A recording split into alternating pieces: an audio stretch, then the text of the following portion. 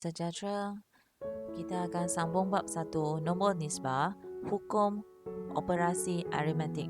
Jadi dalam video ini, kriteria kejayaan yang murid akan capai iaitu menghuraikan hukum operasi aritmetik iaitu hukum identiti, hukum kalis tukar tertib, hukum kalis sekutuan dan hukum kalis agihan.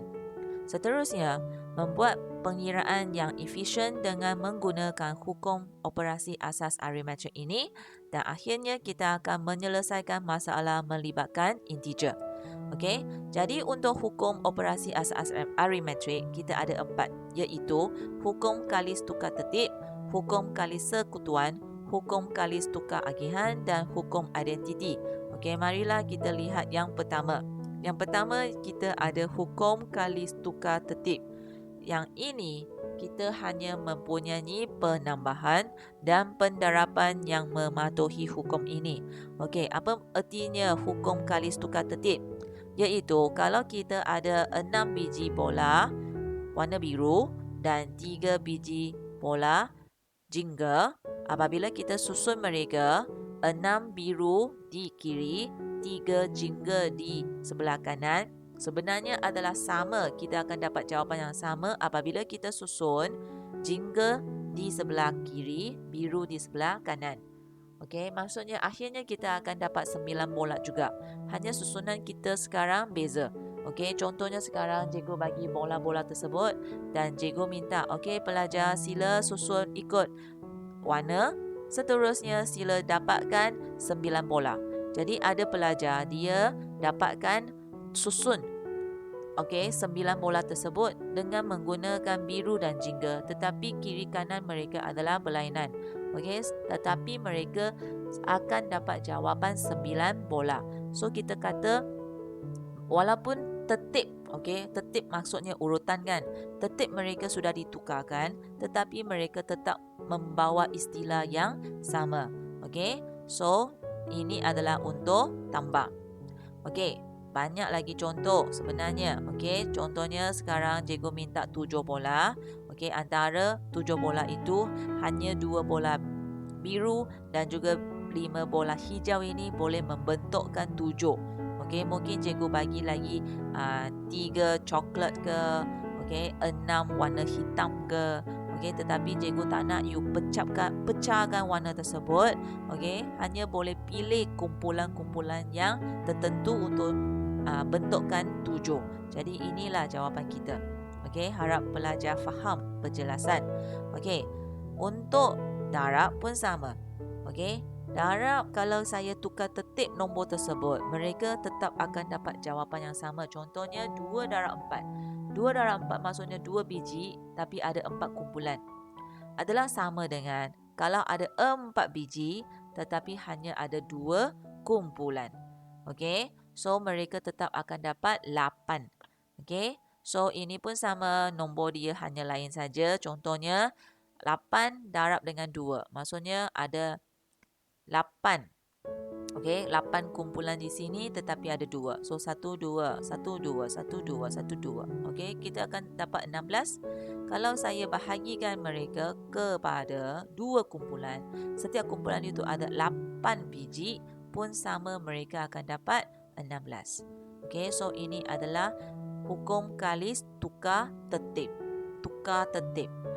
Hanya tambah dan darab sahaja boleh mematuhi hukum ini. Okey, sekarang kita cuba lihat soalan yang berkaitan. Macam mana soalan itu akan bertanya.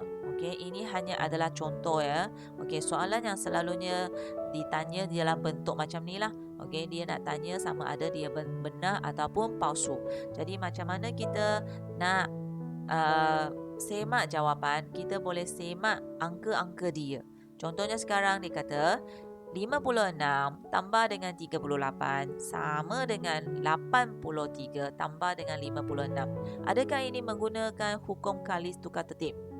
Jawapan? Palsu. Ya, pelajar. Okey, kerana 2 kumpulan ini adalah 2 kumpulan nombor yang berlainan. Contohnya sini 56 dengan 38. Sini ialah 83 dengan 56. 5, 6 betul lah. Tapi dengan 38 dengan 83, adakah mereka membawa maksud yang sama? Tidak. Okey, satu ialah 38, satu ialah 83. Membawa maksud yang berlainan, jadi mereka tak boleh mendapatkan jawapan yang sama walaupun tambah. Jadi kita kata palsu. Okey, next. 2 darab 3 sama dengan 1 darab 6. Adakah ini menggunakan hukum kalis tukar tertib? Jawapan, ya, benar. Okey, kenapa kita boleh kata dia benar? Kerana walaupun nombor dia berlainan, tetapi apabila saya darab, mereka membagi saya jawapan yang sama, iaitu 6. Okey, 2 darab 3 dapat 6. 1 darab 6 dapat 6. Jadi kita boleh kata mereka adalah tukar tertib. Okey, ini berlainan. Soalan satu dengan soalan lain berlainan ialah mereka tidak membawa jawapan yang sama. Okey, so macam mana dengan soalan 3? A darab B sama dengan B tambah A. Istilah pun sudah lain kan? Satu darab, satu tambah. Adakah darab tambah akan membawa jawapan yang lain? Salah. Okey, palsu. Kita tak perlu pun tahu A dan B sebenarnya ialah nombor apa. Okey, soalan 4. Segi 4 tambah dengan segi 3 tambah dengan bulatan sama dengan segi 4 tambah dengan bulatan tambah dengan segi 3. Adakah ini membawa jawapan yang sama? Ya. Okey, kerana mereka melibatkan bentuk yang sama, hanya urutan yang berlainan, tertib yang berlainan. Jadi mereka adalah benar. Okey, so ini adalah sedikit soalan yang berkaitan dengan hukum ini. Seterusnya kita lihat hukum kali sekutuan. Hukum ini hanya tambah dan darab sahaja yang mematuhi hukum tersebut. Okey, jadi macam mana dengan hukum ini? Hukum ini adalah kita cuba kumpulankan antara 3 ini, kita cuba kumpulankan antara 2 dan jawapan akan dapat sama. Okey, contohnya 6 tambah 4 tambah 3, okey, adalah sama dengan jawapan 6 tambah 4 tambah 3. Okey, dengan bulatan yang berwarna-warna ini, cikgu harap anda fahamlah. Okey, sama seperti situasi tadi. Contoh cikgu kata, okey, sila keluarkan 13 biji bola, tetapi saya nak sahaja 2 kumpulan. Okey, anda tak boleh nak pecahkan warna-warna bola tersebut. Okey, maksudnya sekarang ada 3 hijau kan? Anda tak boleh nak pecahkan dia jadi 2 saja hijau. Tak boleh. Mesti guna bilangan bola yang tertentu untuk membentukkan 13. Jadi, ada pelajar yang dapat bentuk corak macam ini, maksudnya warna biru, warna merah duduk bersama, hijau seorang. Kerana cikgu kata hanya nak 2 kumpulan kan. Okey, ada juga rakan-rakan anda dapat membentukkan biru seorang, merah dengan hijau satu kumpulan. Boleh tak bentuk lagi kumpulan lain? Boleh. Iaitu biar merah seorang, biru dan hijau satu kumpulan. Okey, so maksudnya dengan cara macam itu, macam mana pun you tukarkan tempat mereka, jawapan kita tetap 13. Okey, so itulah yang kita kata sekutuan. Okey, nanti kita akan tengok apa gunanya kita nak tukar-tukar tempat mereka untuk tambah ataupun darabkan. Okey, darab pun sama. Okey, so sekarang kita terus masuk dalam soalan lah. Okey, kita nak buktikan kalau kita tukar tempat-tempat mereka, adakah mereka menghasilkan jawapan yang sama? Kerana sekarang kita kata nak jawapan yang sama kan? So sekarang kita lihat. Contohnya sekarang 2 darab 4 dikurangkan, artinya kita akan darab dahulu. Okey, masih ingat tadi gabungan operasi. Kita akan darabkan dahulu dan barulah kita darab dengan 5. So 8 darab dengan 5 dapat 40. Sekarang kita biar 2 duduk seorang, kita pula pergi darab dahulu nombor yang dekat belakang ataupun 2 lagi nombor yang lain, iaitu 4 darab 5. Akhirnya kita akan dapat 40 juga. Okey, so dengan membawa jawapan yang sama, kita boleh buktikan bahawa untuk tambah dan darab mematuhi hukum ini walaupun kita tukar tempat ataupun tukar urutan untuk darab ataupun tambah. Okey, so harap pelajar boleh faham ya. Ini hanya bukti sahaja. So sekarang kita lihat soalan yang berkaitan. Okey, macam mana kita nak menggunakan hukum ini? Contohnya sekarang soalan yang diberi ialah 38 tambah 7 tambah 3. Okey, ini sebenarnya soalan simple, soalan tambah. Kalau mengikut pengalaman awak, awak akan tambah dari kiri ke kanan, betul tak? Okey, maksudnya saya akan selesaikan dahulu 38 tambah 7, iaitu dapat 45. Seterusnya sambung tambah 3, saya akhirnya akan dapat 48. Tetapi kalau di sini, saya menggunakan hukum kali sekutuan macam mana? Okey, cuba tengok. Soalan yang sama, tetapi sekarang saya kata, okey, saya nak biar dahulu 38, saya nak tambah 7 dengan 3 dahulu. Kenapa 7 dengan 3 dahulu? Kerana apabila saya tambah 7 dengan 3, dia akan bagi saya 10. Apa-apa nombor, tambah ataupun darab dengan 10 akan jadi kerja yang senang kan? Akhirnya dengan senangnya saya boleh kira dapat jawapan 48. Pelajar saya yakin sampai sekarang, bukan semualah, mungkin ada sekumpulan pelajar sampai sekarang, penambahan antara nombor 8 dengan 7 ke, 9 dengan 9 ke, tak berapa mahir lagi, betul tak? Apabila kita buat pengiraan lazim. Jadi apabila kita tak berapa mahir, menggunakan hukum ini akan menyenangkan, okey, untuk mendapatkan jawapan yang lagi tepat dan dengan cara yang senang. Dia pun bukannya banyak-banyak langkah. Okey, dia terlebih satu langkah hanya kerana kita tulis sahaja. Kita nak buat ini dahulu. Okey, kita cuba dengan soalan lain. Kali ini kita biar darab. Okey, 3 darab 4 darab 5. Nampak nombor dia senang, tapi kalau kita buat biasa kiri ke kanan, kita akan dapat 12 darab dengan 5 dan akhirnya 60. Okey, macam mana kalau kita menggunakan hukum ini? Hukum ini, saya akan darab siapa dahulu? Saya akan darab dulu 4, 5. Okey, pelajar bukan semestinya kita akan darab dahulu nombor-nombor yang berada di belakang. Maksudnya kita pilihlah. Okey, kalau saya darab 3 dengan 5 dahulu, saya akan dapat 15. 15 darab 4 pun tak berapa senang nak darab kan? Jadi, saya pilih 4 darab 5 kerana saya akan dapat 20. Maksudnya, untuk hukum ini, tujuan akhir awal ialah dapatkan apa-apa nombor dengan digit sifar dekat belakang. Okey, kalau ada sifar dekat belakang, tak kisahlah nak tambah ke, nak darab ke, kerja itu akan jadi senang. Setuju tak? Okey, jadi sekarang jawapan kita akan 60. Dengan senangnya saya hanya perlu darab 3 dengan 2 dapat 6 dan kosong saya letak di sana. Okey, so inilah cara ataupun kita kata soalan yang berkaitan dengan hukum kalis sekutuan. Okey, jadi sekarang persoalan pelajar banyak ada dekat sini. Kenapa hanya penambahan dan pendaraban sahaja mematuhi hukum tersebut? Okey, sekarang kita cuba lihat kalau kita bahagikan nombor, tetapi urutan dia ditukarkan. Okey, 4 bahagi 2 dapat 2. Tetapi kalau saya tukarkan tertib 2 bahagi 4 akan dapat 1/2. Jadi jawapan saya berlainan. Okey, so saya tak boleh nak kata bahagi pun boleh mematuhi hukum ini. Sama juga dengan tolak. Kalau 5 tolak 3 ialah 2. Tetapi kalau tukar tertib, okey, 2 tolak 5, saya akan dapat negatif 2. Positif 2 dengan negatif 2 membawa istilah lain. Jadi, penolakan pun tak sesuai dalam hukum tersebut.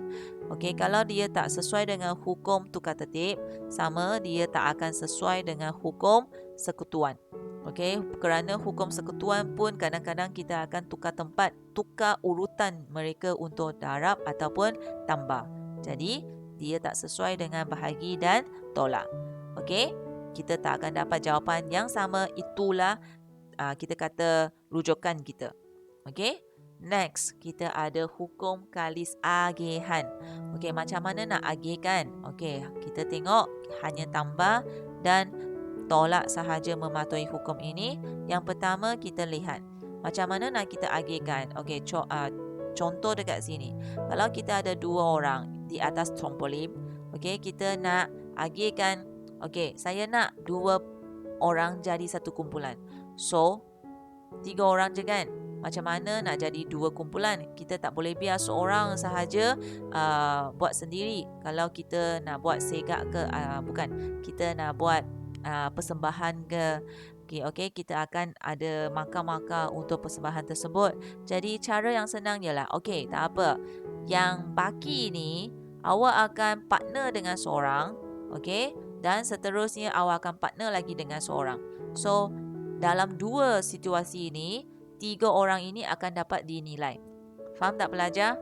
Maksudnya dekat sini, okey, contohnya A dan B ni mereka buat persembahan, jadi cikgu ambil markah lah atas persembahan mereka, atas trampolin ini. Seterusnya, A ni akan partner juga dengan orang C ni, jadi cikgu hanya akan tengok sahaja persembahan C, macam itulah. Okey, so ini adalah agihan. Ini ialah untuk situasi ini, bukan untuk nombor ya. Okey, macam mana dengan nombor? Nombor kita tulis, kita akan nampak A tak ada apa-apa, B tambah C. Okey, sini pun boleh tukar ke tolak ya. Jadi apabila A tak ada apa-apa tapi ada kurungan, so sini membawa maksud apa yang cikgu kata dekat video yang sebelum tu? Mereka membawa maksud darab. Okey, so A darab B tambah dengan A darab C. Okey, akan dapat satu jawapan yang penuh. Okey, macam ini. Okey, what is the answer for 2 darab dengan 4 tambah 3? So, kita boleh 4 darab dengan 2 tambah 3 ini darab dengan 2. So, akhirnya kita akan dapat 14. Okey, so inilah cara kita kata nak buktikan macam mana kita boleh katakan mereka sama kerana mereka akan membagi saya jawapan yang sama. Okey, so seterusnya kita cuba lihat apa yang ada dekat soalan ini. Contohnya sekarang, saya nak anda selesaikan 12 darab 5. 12 darab 5 ini boleh kita menggunakan hukum kalis agihan, iaitu kita pecahkan 12 ini kepada 10 dan 2. Okey, ini awak sudah mahir di sekolah rendah kan? Okey, seterusnya apa gunanya kita nak buat dengan pecahan ini? Kita akan agihkan 5 ini ke setiap individu di dalam kurungan. Okey, iaitu 5 darab dengan 10 dapat 50, 5 darab 2 dapat 10 dan tambah ini akan ditulis dekat sini, jawapan adalah 60. So dengan cara macam ini jawapan kita senang dan rujuklah. Okey. So seterusnya kita lihat apa yang ada untuk soalan yang berkaitan kalau nombor itu sangat besar. Sebenarnya untuk hukum ini dia adalah dicipta ataupun kita kata dibentukkan khas untuk menyelesaikan soalan yang mempunyai nombor yang sangat besar. Bayangkan kalau kita darab 2 nombor ini, okey, darab ya pelajar, tersilap tulis tolak. Darab dengan 2 nombor ini menggunakan pengiraan lazim. Sangat susah kan? Okey. Okey, so apa yang kita boleh buat dekat sini? Kita menggunakan hukum ini. Yang pertama, kita cari nombor yang kita boleh pecahkan. Okey, pecahkan jadi macam ini. 100 dan 10, 5. Okey, seperti yang tadi 10 dengan 2. Okey, seterusnya kita darabkan mereka. Walaupun banyak kosong-kosong awak nampak, tetapi kalau melibatkan darab, kosong-kosong itu bukannya satu pasal yang sangat serius. Okey, so seterusnya kita akan dapat nombor ini dan kita tambahkan nombor-nombor kita. So dengan senangnya kita akan dapat jawapan dengan cara yang senang dan kita boleh yakin jawapan ini adalah jawapan yang betul kerana kita tak akan keliru semasa kita buat pengiraan lazim. Okey, next kita ada hukum identiti. Okey, hukum identiti ini dia bukannya satu kita kata kemahiran, dia adalah satu fakta.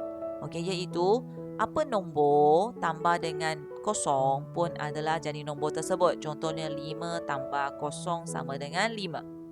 Apa-apa nombor juga darab dengan kosong akan dapat kosong. Contohnya 2 darab kosong sama dengan kosong. Sama juga dengan A darab 1. Okey, nombor 7 darab dengan 1 sama dengan 7. Okey, seterusnya kita akan ada A tambah negatif A. Kalau A tambah negatif A, akhirnya dia akan jadi A tolak A. Kerana positif negatif, okey, boleh simak dengan Sleepy Man. Kita akan dapat A tolak A, so dia akan jadi kosong. Okey, kalau kita ada A darab dengan 1 per A, okey, pecahan yang mempunyai penyebut yang sama dengan nombor pecahan nombor bulat, jadi mereka akan dapat 1. Okey, kerana kita sudah buat pemudahan. Okey, so ini adalah berkaitan dengan 4 jenis hukum. Akhirnya kita akan lihat macam mana kita menyelesaikan masalah. Cuba lihat masalah ini. Ini telah menyertai suatu kuis geografi. Setiap soalan dijawab dengan betul akan diberi 5 markah, manakala setiap jawapan yang salah akan ditolak 3. Okey, jika dia telah menjawab 21 soalan dengan betul dan jumlah markah yang diperoleh ialah 78, berapakah jumlah bilangan soalan yang diuji dalam kuis itu? Jadi dekat sini kita ada 3 nombor. Satu ialah kalau jawapan betul tambah 5 markah. Tambah 5 markah. Okey, sila lihat ayat mereka dan anda tolong kaitkan dengan kemahiran yang kita telah buat pada minggu yang pertama. Okey, kalau jawapan yang salah akan ditolak 3. Okey, dan akhirnya dia ada jawab 21 soalan dengan jumlah markah 78. So sekarang kita lihat apa yang kita ada, kita susunkan. Yang pertama, jumlah markah 78. Seterusnya, soalan yang betul ialah 21. Jadi daripada soalan betul ini, berapa markah dia telah dapat, kita boleh ambil 21 darab dengan 5 sama dengan 105. Apabila kita semak, jumlah markah kita hanya ada 78 kan? Okey, jawapan yang dia dapat betul tu, dapatkan 105. Tetapi markah yang terakhir yang dia dah capai ialah 78. Maksudnya dia ada soalan yang salah dan salah itu akan ditolak 3. Jadi kita tengok berapa markah yang telah ditolak. 78 tolak dengan 105 ialah negatif 27. Okey, jadi soalan yang salah dijawab itu kita boleh ambil negatif 3 bahagikan. Okey, maksudnya negatif 27 bahagi dengan negatif 3, kita akan dapat positif 9. So akhirnya kita boleh beritahu, okey, jumlah soalan yang diuji ialah 21 yang betul tambah dengan 9 yang salah, iaitu 30. Okey, so di sini adalah habislah untuk soalan yang berkaitan dengan integer. So hari yang seterusnya kita akan sambung dengan pecahan. Okay, so life have 2 rules. Number 1 is never quit. Number 2 is always remember the rule number 1. Okay, so please pelajar, apabila cikgu minta you buat kerja, you jangan nampak sahaja soalan, oh saya tak tahu. Anda telah menonton video ini dengan teliti, anda mesti dapat sedikit kemahiran ataupun pengetahuan daripada apa yang cikgu telah bincang. Okay, so cuba tengok balik soalan dan selepas itu tolong rujuk video, tolong rujuk buku teks ataupun buku-buku rujukan yang awak ada supaya awak boleh dapat menguasai kemahiran tersebut. Okey, so itu sahaja untuk hari ini. Sekian, terima kasih.